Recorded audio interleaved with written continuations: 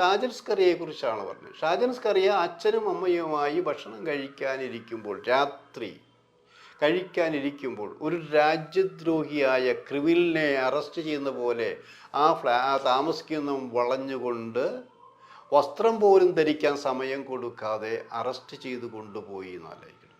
എന്തിനാണ് അറസ്റ്റ് ചെയ്തുകൊണ്ട്, എന്താണ് വകുപ്പ് എന്ന് പോലും പറയാൻ കഴിഞ്ഞില്ല. ഇനി രാത്രി അറസ്റ്റ് ചെയ്ത് കൊണ്ടുപോയാൽ എന്താ ചെയ്യേണ്ടത്? ജയിലിലടയ്ക്കുക വേണ്ടത്. ശരിക്കും അതും ചെയ്തില്ല. അപ്പോൾ ഇയാളെ പൂട്ടണം എന്നുള്ള രീതിയിൽ കൊണ്ടുപോയി. പക്ഷേ ജാമ്യം കിട്ടില്ല എന്നാണ് ചില സ്വപ്ന ജീവികളൊക്കെ വിചാരിച്ചത്. അവിടെ നീതിന്യായം നടപ്പിലാക്കുന്ന ആ ജഡ്ജി ആൾക്ക് ജാമ്യം കൊടുത്തു. നാറിയോ? എന്തിനായിരുന്നു ഇങ്ങനെ ഒരു ധൃതി പിടിച്ച് ഇങ്ങനെ ഒരു കേസ്? ഷാജൻ സ്കറിയ ഒരു രാജ്യദ്രോഹിയോ നോട്ടപ്പുള്ളിയോ അതുമാതിരിയുള്ള ഒരാളല്ല.